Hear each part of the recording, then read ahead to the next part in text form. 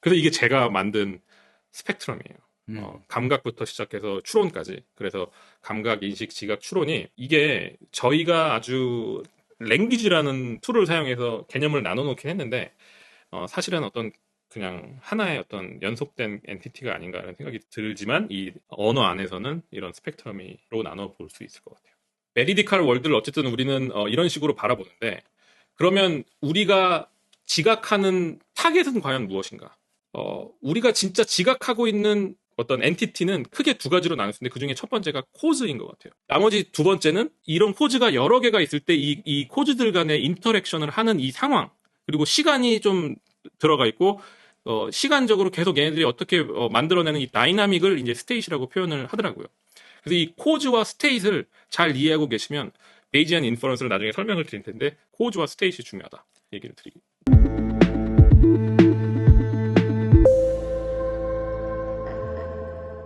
유하.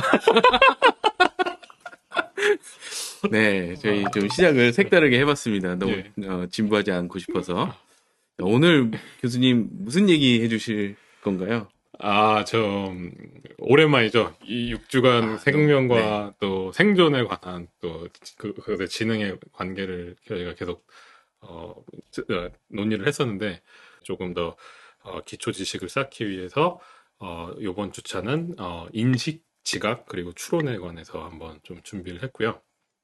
그리고 뇌 안에서 이러한 인식, 지각, 추론이 어떤 식으로 생물학적으로 구현이 되어 있는까지 한번 알아보면서 현재 지금 뉴로사이언스랑 인공지능 필드에서 어떤 식의 아이디어나 알고리즘들이 구현이 되어 왔는지에 대해서 좀 얘기를 해보고자 합니다.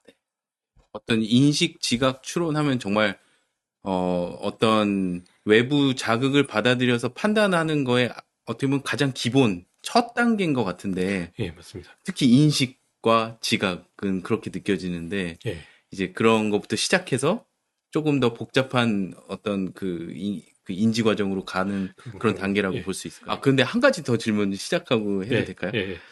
저는 이제 보통 이제 지각하면은 감각과 지각 이렇게 보통 감각이라는 단어를 또 자주 쓰는데 여기 지금 감각이란 말은 없어서 예. 혹시 감각은 이 인식, 지각, 추론 어떻게 보면 굵직굵직한 단어들인데 여기에서 어떤 위치를 차지하고 있는지 좀 궁금해졌어요. 좋은 질문이시고 감각 사실 제가 제목에만 안 적었지 뒤에 다시 이제 감각, 인식, 지각, 추론 네 가지 컴포넌트에서 제가 설명을 드립니다. 그래서 한번 바로 슬라이드로 넘어가시면 될 것 같습니다. 네. 그래서 오늘 주제는 감각, 지각, 인식, 추론 이 네 가지인데 그 전에 앞서서 제가 이전부터 계속 얘기 드렸던 이 두 가지 다이코토미에 또 조금 맞아 들어가는 것 같아요. 그래서 제가 계속 얘기 드렸던 레프레젠테이션 러닝과 밸류 러닝이 두 가지로 크게 볼 수 있다고 이제 계속 저희가 논의한 그런 내용들이 있는데 오늘 얘기 드릴 것은 사실 이 representation learning에 더 알맞는 것 같아요. 그래서 개념, 지식, 주어진 환경을 어떻게 표상해야 세상을 이해할 수 있는가.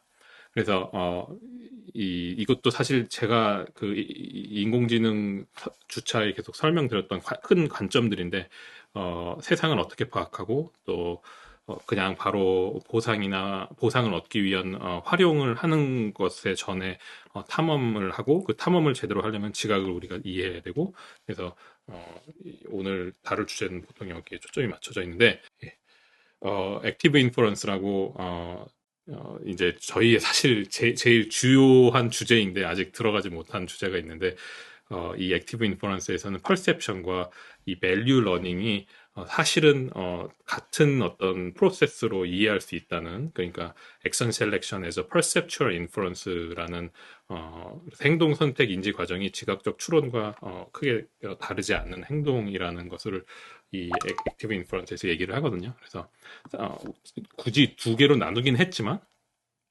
결국에 저희의 이제 목표나 저희가 앞으로 계속 다가가게 될 내용은 이 큰 두 가지 개념을 어떻게 통합시킬 수 있을 것인가까지 논의를 하게 될 것 같습니다. 교수님, 한 가지만 여쭤보고 싶은데, 그러니까 이 레프레젠테이션 러닝과 밸류 러닝이 실제로는 정말로 합쳐서 저희가 실제로 지능적인 행동을 할 땐 당연히 합쳐져 있을 것 같은데, 이렇게 나누어서 저희가 이렇게 이번에도 레프레젠테이션 러닝을 보고 또 지난번에 한참 전에 이제 메타 인터뷰를 했을 때도 느꼈던 게 얀루쿤이나 요시아 벤지오 같은 특히 컴퓨터 비전 쪽에 굉장히 잘하시는 분들 이 레프레젠테이셔널 러닝에 굉장히 집중해서 많은 연구들을 진행해 왔잖아요. 그렇게 분리해서 연구를 하는 거에 어떤 장점이 있을까요? 제 생각에 이건 완전히 저의 사견인데, 제가 이제 인공지능 역사를 공부하고 이럴 때 느꼈던 게, 확실히 어떤 연구 필드가 어떻게 성장해 왔는지와 관련이 되어 있는 것 같아요. 그래서 보면 아무것도 이해를 못하고 있을 때는 당연히 아주 단순한 기능부터 연구를 하게 되는데, 그래서 아마 이제 이거 시청하시는 분들은 안 보셨을 분도 계시고 봐도 기억을 못 하셨을 분도 있으실 텐데, 이 필드가 크게 몇 가지 분야로 나뉘지만 퍼셉션부터 시작되는 것 같아요. 그래서 퍼셉션부터 뭐 우리 비전 뭐 여러 가지 다른 감각 기능을 모사하는 그런 알고리즘들이 처음에 나오면서 그것을 어떻게 고도화하는가 방향으로 갔다가 알고 보니까 센세이션 하나만으로 우리 지능을 얘기할 수 없으니까 퍼셉션 레벨로 올라가면서 이게 그냥 단순히 단순한 정보를 처리하는 과정이 아니라 뭔가 내부 모델로 그런 정보들이 어떻게 표상되어 있는가가 점점 중요하다는 것을 인식을 하면서 레프레젠테이셔널 러닝 쪽으로 간 것 같아요. 근데 그런 요시아 벤조나 얀리쿠는 어쨌든 출발점이 이런 어떤 이 감각 기능을 모사하는 데부터 시작을 많이 했기 때문에 결국에 리프레젠테이션으로 가는 것 같은데 레인포스먼트 러닝 하시는 분들은 이제 오히려 퍼셉션 같은 경우는 약간 뭐랄까 하나의 부속품으로 취급하는 경우가 많고 오히려 이제 나의 행동과 나의 어떤 유틸리티나 리워드를 극대화시키는 방향으로 연구를 진행하시다 보니까 제 생각에 보면 모든 것을 통합해서 시작하면 제일 좋았겠지만 그게 아마 어려워서 단순한 것도 쪼개서 올라오는데 이제서야 깨달으면서 사실은 이걸 쪼개서 연구하면 안 되고 통합된 이론이 필요한 것 같다고 사람들이 의견을 모으면서 거기서 나온 것들이 이런 액티브 인프런스나 여러 가지 통합된 이론인 것 같고 사람들이 지금은 다 이제 두 개를 어떻게 하든 다 같이 그러니까 요시아 벤지오도 최근에 얘기한 그런 G플로우넷이나 이런 것도 결국엔 다 같이 가려고 하는 그런 노력의 일환이라고 생각하는데, 예, 그러니까 이 장점이 있다기보다 이렇게 나눠서 생각하는 게 장점이라고 하면 사실 공부하는 사람 입장에서 이제 뭔가 한 카테고리가 있으면 항상 쉬우니까. 근데 공부를 하면 할수록 저는 개인적으로 뭐 교수님도 동의하실지 모르겠지만 이 개념을 통합해서 볼 수 있는 렌즈가 정말 너무 필요한 것 같고 그래야 진짜 우리가 생각하는 지능을 연구할 수 있지 않을까 생각이 듭니다. 그 교수님 말씀 들으면서 부사키가 생각이 났는데 부사키 굉장히 유명한 이제 신경과학자잖아요. 그분이 최근에 뭐 이렇게 심리학 교과서에서 이렇게 다 패컬티별로 그러니까 기능별로 이렇게 나눠서 하는 거를 약간 배격하면서 그런 것보다 훨씬 더 통합적인 그런 접근이 필요하다 뭐 이런 얘기 하는데 확실히 좀 이 나눠서 하는 것부터 시작이 되지만 결국에는 통합적인 접근이 필요하고 저희 학문이 그만큼 좀 머추어했다, 예, 성숙했다 이런 생각이 좀 맞는 드네요. 것 같아요. 그러니까 정말 사실은 저번에도 얘기했던 것 같은데 이런 액티브 인프루언스 같은 관점이 없었으면 저는 아마 여기까지 못 왔을 것 같아요. 그러니까 뭔가 이런 렌즈를 주어주면은 예전에는 다 다른 색깔로 보였던 어떤 엔티티들이 이제 조금 이 결이 맞는구나 이런 생각을 하게 되는데 이제는 정말 교수님 말씀대로 필드가 그 정도 수준의 어떤 그 최소한 시발점에 쓰진 않았나 이런 생각이 듭니다. 그래서 제가 오늘 저 발표 진행은 좀 이렇게 인터랙션을 하기 위해서 질문 형식으로 좀 준비를 했습니다. 그래서 첫 번째 질문이 있는데 이렇게 감각, 지각, 인식, 추론에 대해서 저희가 말을 많이 하잖아요. 네. 이 각각의 아이템들을 우리는 잘 구분하고 쓰고 있나, 우리는 정의를 잘 알고 있나를 제일 먼저 정립을 하고 가는 것이 좋은 것 같아서 이 질문을 먼저 드리려고 합니다. 그래서 얘네들이 어떻게 다른 것인가? 네. 그래서 첫 번째 저의 질문은 쪼개서 감각과 지각은 어떻게 다른가? 교수님 혹시 생각해 보신 것들이 있으신지? 저요? 네. 그러니까 센세이션 하면은 좀 느낌, 그러니까 센스가 느끼는 거잖아요. 오감을 통해서 이렇게 느끼는 거. 펄셉션 하면은 뭔가 펄시브해서 그 뭔가 이 눈으로 들어오는 자극에 대해서 뭔가 펄시브 인식하는 여기에 뭐가 물건이 있구나. 이런. 그러니까 어떻게 보면 센세이션보다 펄셉션이 조금 더 그 어떤 오브젝트나 지식에 뭔가 연결이 돼 있는 것 같은 생각이 드는데 예. 정확하게 지금 제가 하려고 하는 얘기를 지금 교수님께서 말씀해 주셨는데, 센세이션과 펄셉션 얘기를 딱 들으시면, 이런 어떤, 조금 다른 것 같다라는 생각을 하시면 옳은 것 같아요. 그래서 센세이션은, 어, 보시는 바와 같이 어떤 세상의 환경이나 오브젝트에 있는 정보를 그대로 받아들이면서, 그야말로 감지를 하는 것이죠. 그래서, 예, 어떻게 보면 러 데이터가 들어온다고 그 감각 채널을 이 허락하는 감각 정보가 러 데이터가 들어오는 것이고, 대신에 저의 관찰자의 해석이 아직까지는 영향을 미치지 않고 그냥 센싱하는 그런 레벨이다. 근데 제가 방금 전에 말씀드렸던 저의 해석이라고 말할 때 그 해석은 어떻게 보면 사전 지식인데, 이런 사전 지식들은 굉장히 이런 교수님께서 지난주차 얘기하셨던 그런 생존에 중요한데, 이것이 과연 이 사전 지식이 무엇을 가능케 하길래 그게 중요한 것인가?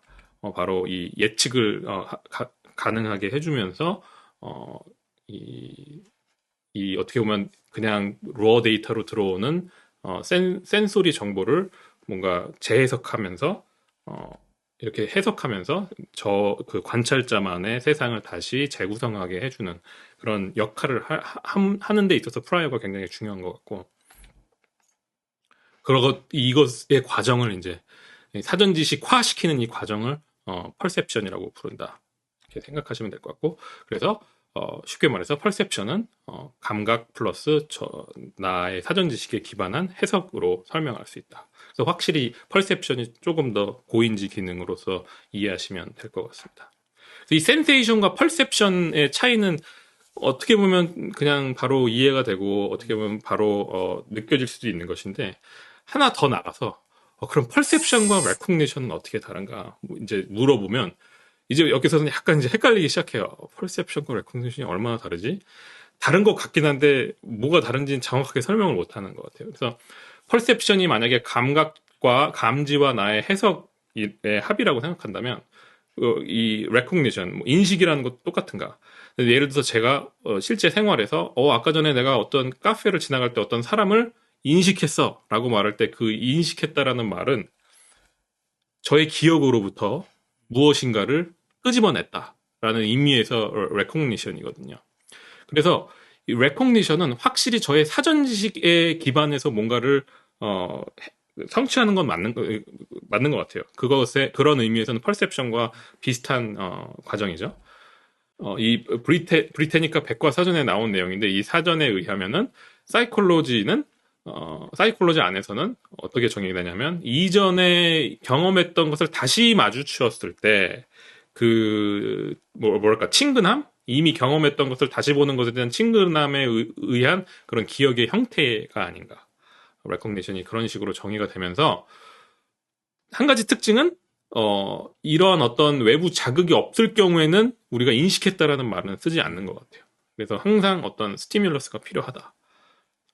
그 혹시 이게 그 한글로 번역될 때 아까 그러니까 perception은 인식 그리고 recognition은 아까 뭐라고 하셨죠? 퍼셉션은 지각, recognition이 인식인데 예. 보통 제인이라는 말도 하지 않나요?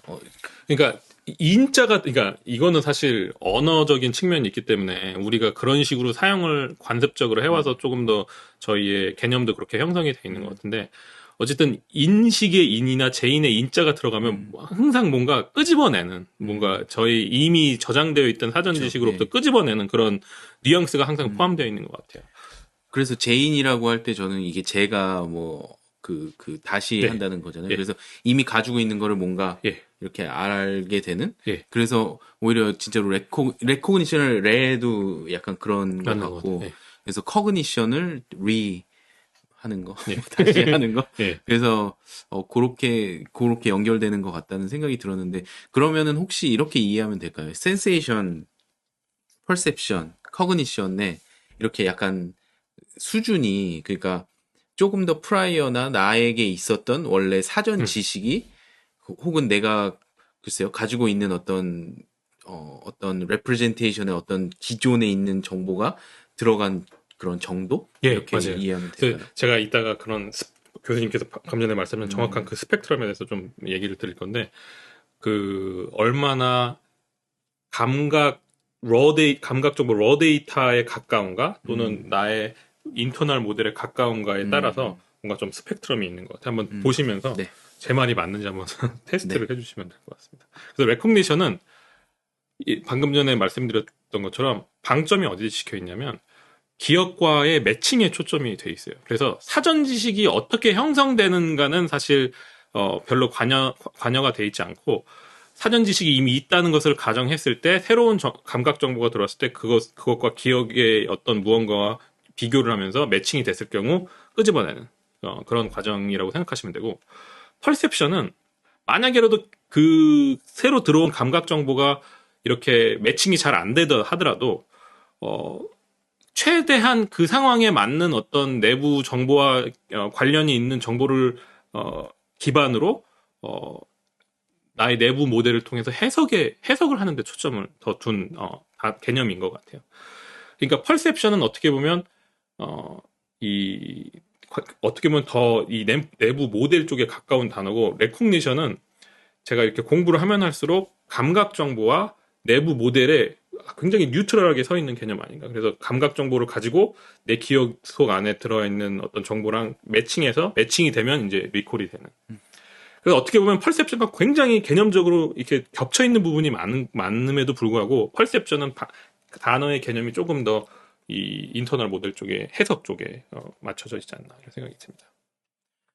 근데 이게 듣다 보니까 결국 감각이랑 지각이랑 인식 이 세 가지의 구분도 상당히 아비트러리하게 임의적으로 느껴지거든요. 그래서 아까 처음에 말씀하신 것처럼 이 레프레젠테이션 러닝이나 밸류 러닝이 사실은 같이 일어나야 되는데 나눠지는 것처럼 이것도 그냥 편의상 나누는 거지 실제로는 감각만 존재할 수도 없고 감각에도 뭐 이 추론이 들어가고 맞아요. 감각에도 사전 지식이 들어가고 뭐 결국엔 이게 다 뭔가 연결돼 있을 것 그러니까 같은데 하나의 어떤 큰 아주 연속체적인 어떤 개념일지도 모르는데, 음 저희 인간은 항상 뭔가를 개념화 그렇죠 시키려고 예 디스크리트 폼으로 만들려고 하는 습성이 있으니까, 아까 말 정확하게 집어넣듯이 레프레젠테이션 러닝과 밸류 러닝으로 나누어서 생각해야 뭔가 안정된 것 같고 지식을 내가 취득한 거.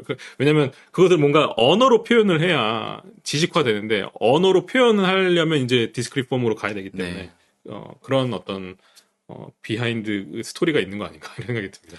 그래서 약간 중간에 펄셉션이 있는 것 같아서 저는 이 센세이션, 퍼셉션, 레코그니션 중에 하나의 단어만 선택해야 되면은 퍼셉션을 선택해야 되나? 이런 예, 생각이 갑자기 들었는데, 예. 네, 이게 또 맞는 생각인가? 뭐 이런 생각이. 저는 사실 저의 음, 개인적인 관점은 감각, 인식 그리고 지각이라고, 제가 사실 이제 뒤에 보여드릴 스펙트럼에서도 말씀드리는 이유가, 지각은 어쨌거나 방점이 내부 모델에 좀 더 음, 찍혀 있는 것 같고, 인식은 감각 정보랑 내 사전 지식의 중간에서 매칭을 중간에. 시키는 과정이라서 제가 그렇게 생각했는데, 저도 만약에 이 네 가지 중에 뭔가를 골라야 된다면 펄셉션을 고를 것 같아요. 그러니까 어떻게 보면 펄셉션은 조금 더 이 가우시안 디스트리뷰션처럼 포괄적으로 포함이 되는데, 이제 중앙에 이제 이 내부 모델이 좀 서 있지 않나 생각이. 근데 또 재밌는 거는, 칼 프리스턴 저희가 계속 얘기하는 액티브 인프런스는 사실 추론을 그렇죠. 뽑았잖아요. 맞습니다, 맞습니다. 이거 그래서 이게 결국에는 다 이렇게 해서 저는 뭐 추론으로 다 합쳐지지 않을까 뭐 이런 생각이 드는데 하여튼 뭐 저는 들으면서 드는 생각이 이 의미들이 되게 진짜 임의적이고 그러니까 맞아요. arbitrary하고 또 인위적이기도 하고 그래서 이 어떻게 보면 개념들을 우리가 이 개념들 단어 뒤에 있는 걸 배우기 위해서 이 단어를 사용하지만 결국에는 그 이면에 있는 모든 맞습니다. 과정을 맞는 우리가 말씀. 알고 그 연속적인 어떤 속성을 알아야 되겠다는 생각이 좀 예, 드네요. 정확하게 맞는 말을 하시는 것 같고, 이 단어들이 개념이 정립이 안 되면은 논문 읽으시거나 이런 개념을 음, 취득하실 때 되게 좀 항상 헷갈리는 게 있어서 준비를 한 건데, 확실하게 이것을 넘어서 뭔가 연속적인 개념의 무엇인가를 우리가 이게 알아들어야 된다고 네. 생각을 합니다. 그래서 recognition과 perception의 차이를 조금 여기서 설명을 드렸고, 그런 의미에서 perception은 약간 재구성된 일루전이라고도 표현할 수 있는 게 나의 내부 모델을 통해서 해석에 초점을 맞추기 때문에 보통 이렇게 perception을 얘기를 드리는데, 그래서 이제 또 다른 질문은 이제 하나 더 단계로 넘어왔어요. 그럼 지각과 추론은 어떻게 다른 것인가? 그래서 예를 들어서 제 앞에 사과가 놓여 있을 때 제가 예를 들어서 사과의 뒷면을 보지 못한 뒷면을 제가 지각했다고 표현할 수 있는가? 물어보면 아마 못할 그런 표현은 안 하겠죠. 나는 사과 뒷면을 지각하고 있다라고 표현은 하지 않죠. 그래서 아마도 아닐 텐데 그러면 여전히 저는 그러면 사과 뒷면을 추론한다라고 말할 수 있나요? 그거는 그런 것 같아요. 사과 뒷면을 추론할 수는 있는 것 같아요. 그런 의미에서 펄셉션과 인퍼런스의 차이가 있는 것 같아요. 뭐냐면 펄셉션은 뭔가 이 지각한다는 의미에서 뭔가 대상이 있어야 돼요. 센소리 인포메이션을 이미 어떤 정보가 들어와서 나의 갖고 있는 사전 지식을 트리거할 수 있는 무언가가 필요한 것에 반해서 인퍼런스는 꼭 그렇지는 않은 것 같아요. 뭔가 꼭 들어오지 않더라도 제 머릿속에서 추론이 가능할 수 있을 것 같고 사전 지식을 기반으로 그래서 이런 어떤 저장된 사전 지식이나 표상과 함께 워킹하면서 인퍼런스가 구현이 되는 것 같다. 근데 그러면 이 사전 지식이나 레프레젠테이션은 결국에는 약간 생물학적이나 코그니티브 뉴로사이언스로 넘으면 메모리나 시냅틱 스트렝스가 아닌가 생각이 들고 물론 추론이 그렇다고 해서 지각 정보가 항상 필요하지 않은가. 당연히 센소리 인포메이션이 제공이 되면 추론하는데 더 도움이 되죠. 하지만 그게 꼭 필요하진 않고 없을 때도 추론은 가능하다. 그래서 그런 의미에서 추론은 굉장히 인터널 모델의 프로세싱에 가깝고 그리고 이 추론을 통해서 주로 하는 기능이 뭐냐면 이 구조화된 세상의 어떤 원리를 우리가 파악하거나 아니면은 환경에서의 스테이트 간의 인과관계를 우리가 배울 수 있다. 이런 게 이제 인퍼런스의 역할이 의미에서 아까 전에 교수님께서 설명하셨듯이 액티브 칼 프리스톤이 말하는 액티브 인퍼런스는 확실히 굉장히 고차원 기능을 얘기하는 것 같아요. 그래서 이 세상을 우리가 어떻게 이해하는가에 대한 초점을 맞춘 거지 펄셉션을 뛰어넘는 그런 개념인 것 같습니다. 근데 뭐 앞으로 계속 나오겠지만 아직 액티브 인퍼런스를 저희가 다루지 않고 자꾸 얘기해서 죄송한데 거기서는 어떻게 보면은 인퍼런스로 센세이션까지 다 설명을 하는 거잖아요. 그러니까 어떻게 보면 그게 저는 이제 하여튼 칼 프리스턴이 추론이란 게 그렇게 고차원 기능이 아니다. 우리가 그러니까 생명체라면 그 지난 우리가 생존과 생명에 대해서 했을 때 모든 생명체는 다 인퍼런스를 하고 있다라는 주장을 하는 거라고 좀 받아들여져서 그렇게 생각할 수가 있지 않나요? 예. 그러니까 이게 고인지 종에 존재한다는 의미에서 고인지 기능이라기보단 이 네 가지 감각부터 시작해서 이 추론까지 올라올 때 그 스펙트럼 안에서는 인퍼런스가 확실히 인터널 모델 쪽에 가깝다는 의미에서 고인지 기능이라고 얘기했고 단순한 세포들이나 단순한 동물들도 추론을 해야지 생존을 할 수 있기 때문에 결국에는 어떻게 내가 세상을 잘 파악하고 있어야 저의 생존이 늘어나는가에 대한 질문에 항상 귀결하게 되기 때문에 모든 종들은 추론은 항상 필요한 것 같습니다. 그래서 하지만 지각과 추론 모두 사전 지식은 무조건 필요한 것 같아요. 그러니까 사전 지식이 없으면 추론도 쉽지 않다.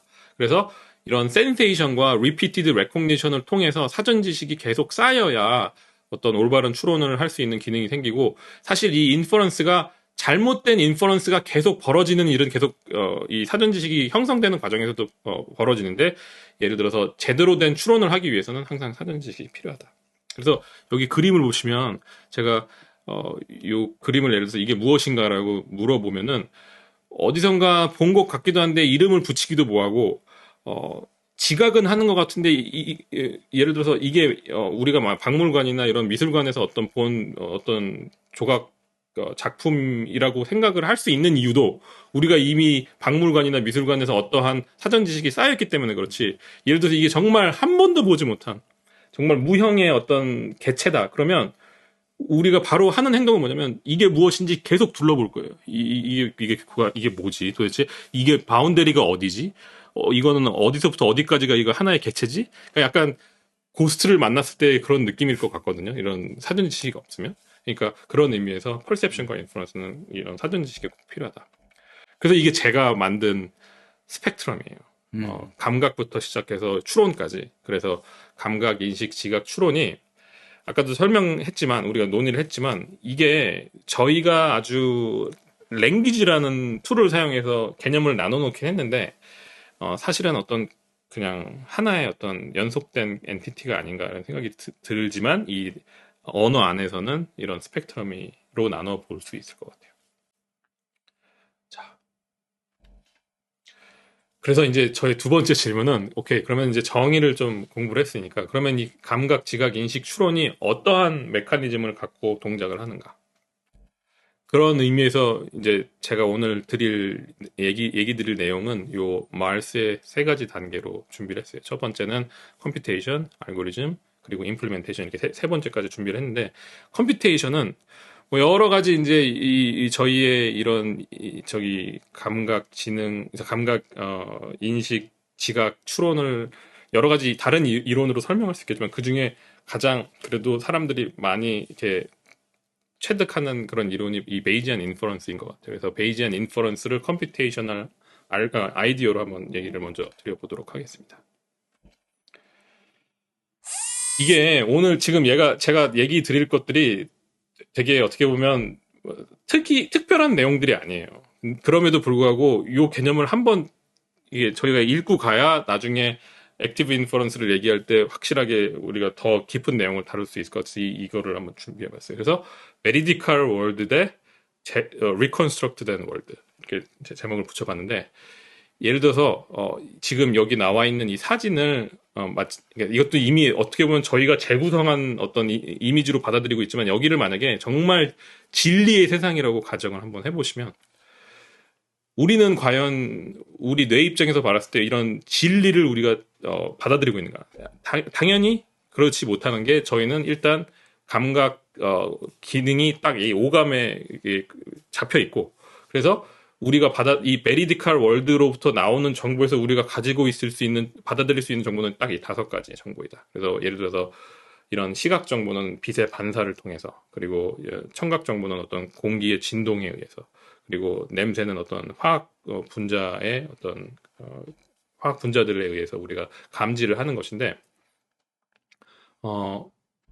그런 의미에서 이렇게 5가지 오감을 통해서 들어오는 세상을 방금 전에 이게 보셨는지 모르겠는데 이제 색깔이 약간 명암이 바뀌시는 걸 보이죠. 저희가 지각하고 있는 건 진리라는 세상이 있을 때 우리가 지각하는 세상은 이런 식의 어떤 제한된 정보일 것이다. 그래서 리컨스트럭트된 월드라는 의미에서 퍼셉션 얘기를 제가 계속 드린 거고 실제로의 어떤 메리디컬 월드는 어떻게 생겼는지는 알 수가 없죠. 근데 제가 이걸 준비를 하면서 여러 가지 머터리얼들을 찾아보면 뭐 박쥐나 돌고래나 저 인간과 전혀 다른 어떤 감각 기능을 갖고 있는 종들한테는 이 세상이 어떻게 바라보일까 상상도 못 하겠더라고요. 그래서 정말 우리가 베리디컬 월드를 심지어 꼭 알 필요 있나 이런 생각까지 들고 저희가 이 지각하는 이 세상은 정말 이 리컨스트럭트된 세상 아닌가 이런 생각이 들었습니다. 그런 생각이 그냥 지금 나온 생각이 아니죠. 이거 굉장히 오래된 플라토부터 시작한 이런 개념인데 여기 보시면 이게 이제 1604년도에 이 네덜란드에 있는 한 작가가 플라토의 이 동굴 이론 이야기를 이렇게 그림으로 그린 건데 여기서 보시면 여기 이 사람 그룹이 세 그룹으로 나눠 있어요.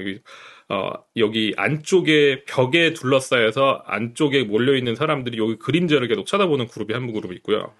두 번째 그룹은 거기서 나와가지고 이 그림자가 사실은 여기 동상들의 그림자라는 것을 알고 있는 현자들이 그룹이 하나 있고 아예 저쪽 바깥으로 나가서 빛을 바라보면서 세상을 바라보는 성인들이 있다고 이제 이 그림이 표현하고 있는 것인데 이 그림을 통해서 말하고자 하는 것은 우리가 바라보고 있는 세상은 바로 이런 그림자가 아닌가. 그런 의미에서 실제로는 여기 뭐 보면은 큐피트도 있고 여기 잔들고 있는 이 신이 바쿠스 신인데 이제 포도주의 신이라고 하더라고요. 그런 신들도 있는데 그런 실체를 바라보는 사람들은 따로 있고 아이의 세상을 베리디컬 월드를 바라보는 사람도 따로 있다. 그래서 이런 어떤 베리디컬 월드와 재구성된 세상의 어떤 그 개념을 그림으로 표현한 작품이었습니다. 어, 이 비슷한 내용으로 이제 하나 더 준비한 것이 이 호주에 그 아웃백이라는 레스토랑 혹시 아시나요? 호주가 저희도 그러니까 한국에도 있네. 예, 그 이제 그 출처가 거기 아웃백이 네. 호주라 거기서 만약에 아웃백이 시작했을 때 벌어진 일들이 뭐가 있냐면 이제 사람들이 거기서 레스토랑에서 맥주를 마신 다음에 아마 들고 나와서 길바닥에 계속 버리기 시작했나 봐요. 그랬더니 이 딱정벌레들이 갑자기 그 딱정벌레 숫자가 급감하기 시작하는 거죠. 그러면서 봤더니 이 딱정벌레는 수컷들이 빛이 조금 나고 색깔이 브라운 색깔이고 약간 패턴이 여기 지금 올록볼록한 이 패턴이 있으면 암컷으로 인식을 한다 그러더라고요. 그래서 불쌍해. 여기 이렇게 지금 딱 여기에 매달려 지금 메이팅을 하려고 하는 모습을 보면서 이 도널드 호프만이라는 이 분이 이 개체는 지금 세상을 정말 어떻게 보면 이 콩깍지가 딱 씌어서 이게 마치 무슨 자신의 어떤 생존을 하기 위한 하나의 수단으로서 지금 여기다 메이팅을 하고 있잖아요. 그래서 한 말이 이 이볼루션은 결국에 피니스한테 더 리워드를 준다. 그래서 피니스는 다른 게 아니라 다음 세대에 지금 생존을 위해서 필요한 기능들을 더 물려주는 것에 초점을 맞춘 것이 피니스고 그래서 이것에 만약에 잘 적응한 것은 제일 잘 생존하고 그렇지 않은 종들은 다 멸종된다. 라는 얘기를 하면서 더 이제 이 도널드 호프먼은 이제 미국의 인지 과학자인데 이분은 굉장히 극단적이에요. 세상을 있는 그대로 보는 종들은 절대로 그냥 저희가 바라보는 리얼리티 그러니까 어떻게 보면 리컨스트럭트된 월드를 바라보는 종들보다 더 핏할 수가 없다 절대로. 그래서 이분이 어떤 실험까지 했냐면 그냥 시뮬레이션을 했었는데 예를 들어서 여기 지금 글자가 좀 작아서 죄송한데 요 꼭지점에 truth라고 적혀 있고 여기 CR3라고 적혀 있고 여기 IF3라고 적혀 있어요. 근데 이게 뭐냐면 어떤 시뮬레이션 세상을 만들어 놨는데 truth는 그 에이전트가 이 실험 환경에서 100가지 다른 어떤 밸류를 찾을 수 있는 리소스를 만들어 놨는데 truth라는 조건에서는 에이전트가 100가지 모든 리소스를 다 감지할 수 있는 능력이 있어요. 능력을 할 수 있도록 만들어 놨어요. 그것에 반해서 이 CR3가 뭐냐면 크리티컬 리얼리티라고 해서 생존에 반드시 필요한 몇 가지만 감지할 수 있도록 하지만 그 감지하는 건 베리디컬 월드를 감지할 수 있도록 만들어 놓은 세상이에요. 그리고 IF3는 인터페이스 스트레티지라고 해서 세 가지 어떤 리소스를 감지하는 건 똑같은데 이 CR3랑 이 감지하는 정보를 베리디컬 월드와 관련 없이 만들어놨어요. 그러니까 아무거나 감지하게 만들어놓은 거죠. 그래서 이 베리디컬 월드를 감지하는 그러니까 이 감각하는데 필요한 에너지를 1%로 설정해놨을 땐 대부분의 에이전트가 지금 화살표도 잘 안 보이실 텐데 이 안쪽에 지금 벡터 필드가 그려져 있거든요. 이 벡터 필드가 결국에 어느 세상으로 빨려 들어가냐면 트로스로 빨려 들어가요. 그러니까 이 감각에 필요한 에너지가 적을 때는 이 베리디컬 월드를 감각하는 게 생존에 더 필요한 것이죠. 그런데 그 코스트를 좀 늘렸더니 몽땅 다 IF3로 빨려 들어간다라는 그런 실험을 하면서 이분은 이제 무슨 얘기를 하냐면 호프만은 무슨 얘기를 하냐면 진화는 네가 얼만큼 세상을 그대로 바라보는가 정확하게 바라보는 데는 관심이 없다. 이 진화는 오직 너의 DNA가 다음 세대에 넘겨가면서 feeding, fleeing, fighting, and reproducing 잘 할 수 있는 데만 초점을 맞춘다. 그러면서 마지막으로 하는 말이 빨리 오스트레일리아는 이 병의 색깔이나 모양을 바꿔야지 안 그러면 딱정벌레가 다 멸종할 것이다. 이렇게 얘기를 하더라고요. 그래서 요 분이 아주 어떻게 보면 되게 극단적으로 얘기하시는 분이니까 뭐 이분이 얘기하시는 것이 다 사실이 아닐 수도 있지만 이쪽에 관심이 있으신 분들은 테드 토크를 한번 보시면 이분의 어떤 철학을 바로 깨달으실 수 있을 것 같아요. 자, 그래서 다시 돌아왔어요. 다시 돌아왔는데 이 베리디칼 월드를 어쨌든 우리는 이런 식으로 바라보는데 그러면 우리가 지각하는 타겟은 과연 무엇인가? 그러니까 여기서 좀 제가 조금 헷갈릴 수 있을 만한 개념을 좀 설명드리고 싶은데 뭐냐면 우리가 진짜 지각하고 있는 어떤 엔티티는 크게 두 가지로 나눌 수 있는데 그 중에 첫 번째가 코즈인 것 같아요. 뭐냐면 어떠한 개념인데 그 개념이 우리 언어처럼 이렇게 디스크릿된 폼 또는 랭귀지로 표현할 수 있는 폼으로 표현할 수 있는 모든 것을 다 코즈라고 설명을 하고 나머지 두 번째는 이런 코즈가 여러 개가 있을 때 이 코즈들 간의 인터랙션을 하는 이 상황 그리고 시간이 좀 들어가 있고 시간적으로 계속 얘네들이 어떻게 만들어내는 이 다이나믹을 이제 스테이시라고 표현을 하더라고요. 그래서 이 코즈와 스테이트를 잘 이해하고 계시면 베이지안 인퍼런스를 나중에 설명을 드릴 텐데 그 부분 거기서 계속 이제 이 두 가지에 대한 퍼셉션에 대해서 얘기를 합니다. 그래서 코즈와 스테이트이 중요하다 얘기를 드리기. 여기서 코즈가 보통 말하는 그 코젤러티의 코즈랑은 좀 다른 얘기인 거죠, 지금? 그러니까 조금 더 광범위한 개념인 것 같아요. 그러니까 어떤 실체를 실체라고 말할 수 없고 이 어떤 디스크릿된 폼이 있어야 되고 일단 개념적으로 뭔가 이거는 컵이야 또는 이것은 무엇이야라고 단어로 지칭할 수 있는 그래서 이런 코즈들이 우리가 시시각각 들어오는 세상의 정보, 이 세상 환경에 수많은 코즈들이 있는데 거기에 하나하나에 차지하고 있는 그런 개체들이 다 코즈이고 그게 꼭 눈에 보이거나 만지지 않더라도 개념이어도 상관없고 그러니까 anything이라고 붙이는 이유가 그냥 우리 감각 이 정보뿐만이 아니라 그냥 우리 머릿속에서도 코즈가 있을 수 있고 근데 이제 코즈와 스테이시 다른 건 이 코즈들이 모여가지고 시간을 어느 정도의 시간이 지나면서 자기네들끼리 인터랙션 하면서 발생하는 이벤트 근데 거기서 다른 더 큰 개념의 코즈가 나올 수도 있고 또는 또 다른 스테이시 나올 수도 있고 그러니까 이거는 약간 하나는 약간 고정된 실체라고 보시면 되고 네. 하나는 연속된 그들 간의 다이나믹이라고 보시면 될 것 같아요. 지금 여기에 그 커즈가 그 왜 디스크릿 폼이나 아니면 랭귀지로 컨셉츄얼라이즈 된다는 그게 제가 이 코젤러티의 코즈랑 좀 다르냐고 질문을 드린 게 되게 그 어떤 펄시버 입장에서의 그런 커즈가 같은데 그게 맞는지 좀 그러니까 좀 더 명확하게 말씀을 듣고 싶은데 아직도 그러니까 그러니까 인간이란 어떤 지적인 존재의 혹은 살아남아야 되는 존재의 입장에서 코즈라는 얘기인가요? 아니면은 그냥 아까 말씀하신 베리디칼 월드에서의 코즈를 다 코즈라고 하는 건가요? 그 얘기를 제가 제너레이티브 프로세스랑 모델 얘기하면서 한번 다시 네. 얘기를 드려볼게요. 근데 저의 입장은 그러니까 저도 이제 이 모든 걸 100% 이해하고 얘기를 드리는 것이 아니기 때문에 저의 입장은 일단 베리디칼 월드는 우리는 다가갈 수 없다. 네.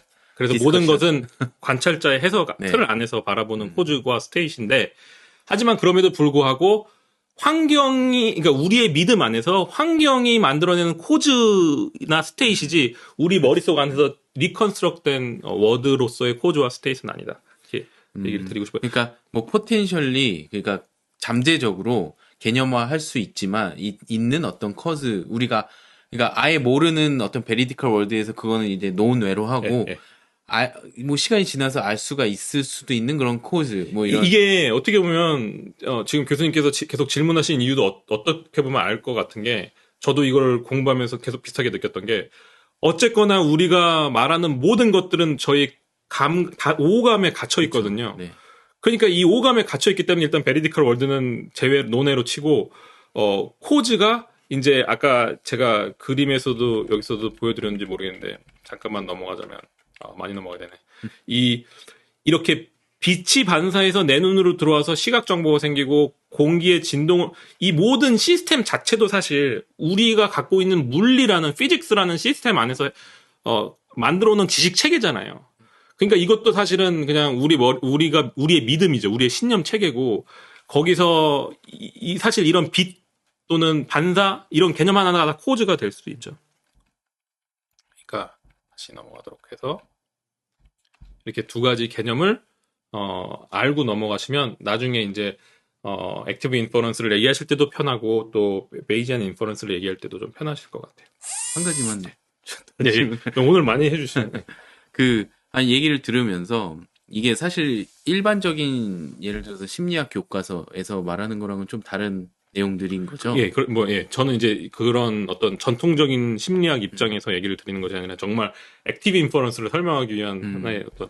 근데 들으면서 저는 컨스트럭셔니즘, 그러니까 구성주의가 생각이 많이 나는데 그것과 관련해서 좀 예를 들어서 컨스트럭셔니즘이 여기에서의 어떤 역할을 하는지 좀 궁금한데, 왜냐면 컨스트럭셔니즘이 사실 역사적으로 이제 그게 제가 몇 년도인지는 모르겠지만 2000년, 그러니까 20세기에 들어서 이제 컨스트럭셔니즘이라는 게 나오고, 그게 무엇인지 조금 소개를 좀 시켜줄 수 있나요?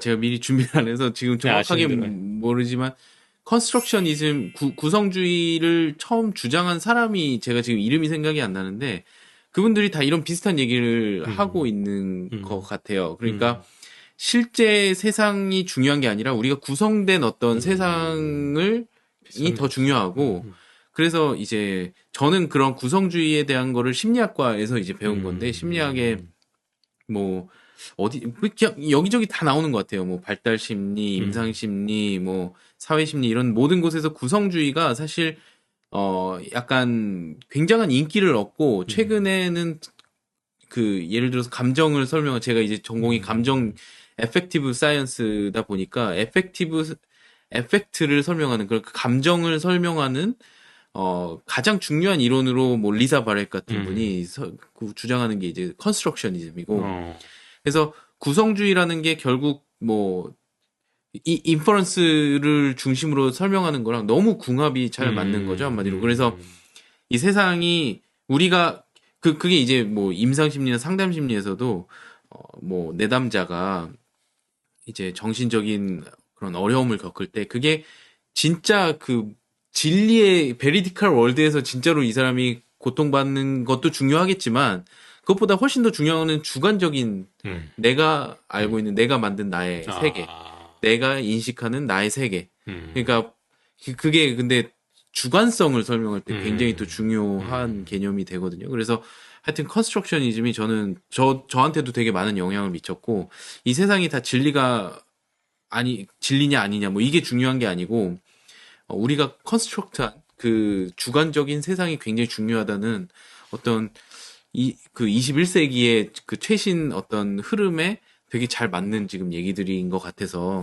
아니, 그 얘기를 들으니까 갑자기 우리도 그럼 딱정벌레인가 이런 생각이 갑자기 들어서 좀 우울했는데, 좀 고차원적인 딱정벌레 아닌가 생각이 드는데.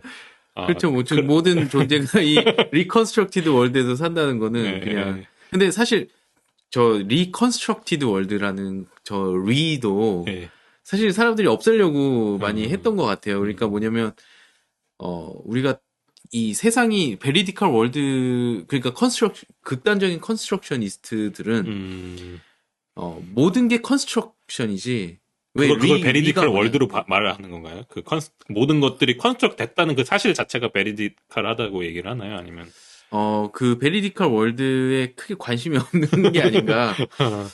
그래서 그게 저는 이제 제가 이제 그런 논의를 다 접한 거는 사실 정서과학 쪽에서 이제 접한 건데요.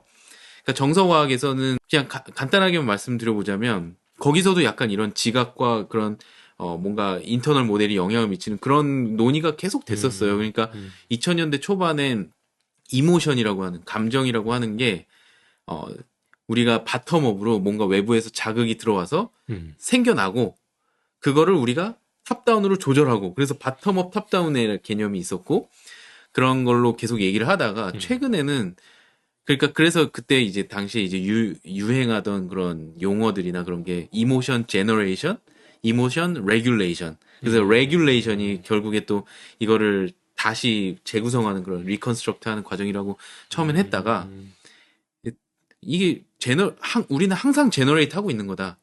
그냥 리컨스트럭트도 아니고 그냥 늘 컨스트럭트 하고 있는 거다라는 주장을 리사 바렛이 이제 적극적으로 해서 그 감정은 어떻게 만들어지는가라는 책에서 그런 주장을 하죠. 그래서 근데 저는 그래서 이제 뭐 컨셉추얼 액트 시오리 뭐 이런 거 만들면서 이 세상이 다 매 순간 지금 개념들이 다 일어나면서 이 컨스트럭트 되는, 그러니까 매 순간 구성되어지는, 재구성이 아니라 구성되어지는 나의 주관적인 세계가 이모션이다. 뭐 이렇게 얘기를 하고, 그래서 이제 뭐 지각 과학, 그러니까 그 퍼셉션 하시는 분들이나 커그니션을 연구하시는 분이랑은 또 다른 하나의 그런 논의의 장이 거기서 있었던 건데, 거기서는 하여튼 이 리컨스트럭트에서 리자도 빼고 그냥 우리가 컨스트럭팅을 하고 있는 거다.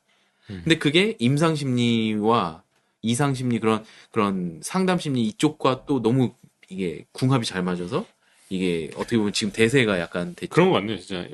그 임상 심리 쪽은 정말 이 베리디컬 월드가 무엇인지 관련 없이 내가 이것을 어떻게 펄셉하고 있는가가 제일 중요하잖아요. 그게 이제 내담자들의 이제 펄슨 센터드 음. 그런 어프로치. 그러니까 내담자 한 명, 사람 중심의 어떤 치료를 해야 된다. 이런 게 이제 뭐 1950년, 60년 이때 이제 2차 세계대전 지나면서 그런 얘기들이 나왔는데, 그때부터 이제 이런 게 엄청 이제 그렇죠. 인기를 얻고 지금은 거의 뭐 컨스트럭셔니즘이 뭐 거의 다 지금 그냥 그런 좀 네. 이렇게 억셉트되는 그렇죠. 글로벌리 억셉트 theory.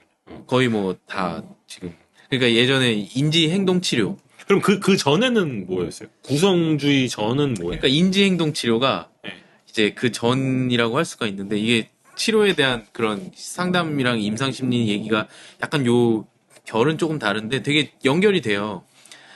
그 인지행동 치료는 항상 그 진리 같은 게 있고 우리가 왜곡된 사고. 그래서 뭐 진리가 있다고. 카네만이나 그 다니엘 카네만 같은 분들이 다 이 커그니티브 바이어스 에러 같은 걸 얘기하잖아요. 그런 분들이 항상 사실 얘기하는 게 어떤 뭔가 진리, 뭐 뭔가 있다, 뭔가 실체가 있고. 과학적인 사고 이런 게 실제가 있고 그거에 대해서 우리가 뭔가 판단을 하는데 뭔가 잘못된 판단을 하는 거다라고 하는데, 사실 그거의 어떤 세계관에서 이제 개발된 게 인지행동 치료고, 인지행동 치료는 이제 그 잘못된 사고를 고치는데 조금 더 초점이 맞춰져 있고, 잘못된 신념을 고치는 거. 그래서 조금 더 통계적이고 과학적인 사고로 옮겨주는 데 목적이 있다고 한다면, 지금 지금 2000년대부터 인기인 이제 제3의 흐름이라고 하는 인지행동 치료의 새로운 흐름들은 받아들여라, 그냥. 너의 주관적인 세계를 받아들이고, 너가 고통스러워도 디베이트 하려고 하지 말고 그냥 받아들여라. 그리고 너가 정말 가치 있다고 생각하는데 삶을 투자해라. 뭐 이런 약간 억셉턴스, 그러니까 수용하고 명상하고 이런 게 아니, 이제 저희 교수님 얘기를 들으면 들을수록 관련이 없는 것 같지 않아요? 많죠. 완벽하게 네. 관련이 있는 것 같아요. 네. 그래서 사실 저는 칼 프리스턴도 그렇고 이 베이지안이 저는 그 정말 그런 어떤 시대의 흐름과 잘 네, 부합하는. 그 심리학에서 사회심리나 임상심리 쪽에서 이렇게 발전되어 온 이론들이랑 뭐 너무 이렇게 손에 손을 잡고 같이 가고 있다는 생각이 많이 들고, 그런 생각이 많이 들어요. 하여튼 네. 되게 재밌네. 그리고 예. 또 게스탈트, 예. 또 게스탈트 심리학이 사실 그렇죠.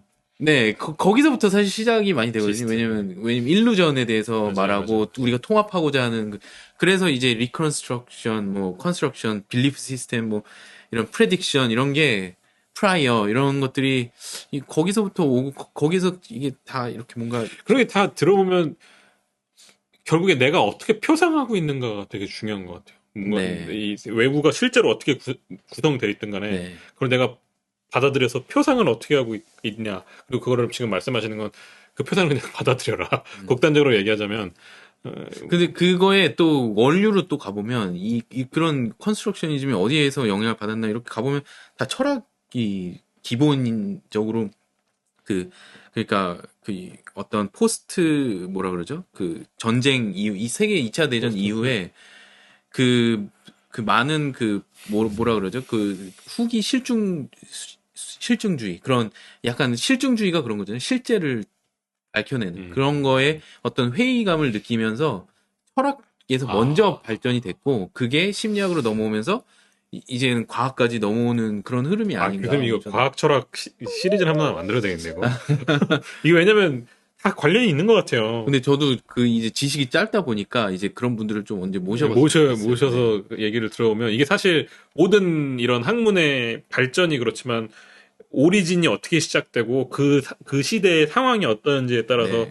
개념들이 다 발달을 하잖아요. 지금 생각해보면 실증주의가 왜 그런 식으로 뭐랄까 도전을 받게 되는지 도전을 받았죠. 전쟁에 대한 네. 그 회의나 이런 것에 그쵸. 의해서 그러면서 점점 더 실제로 존재하는 것보단 뭔가 우리의 주관인을 그대로 받아들이라는 그런 입장이 이해가 되는 것 같아요.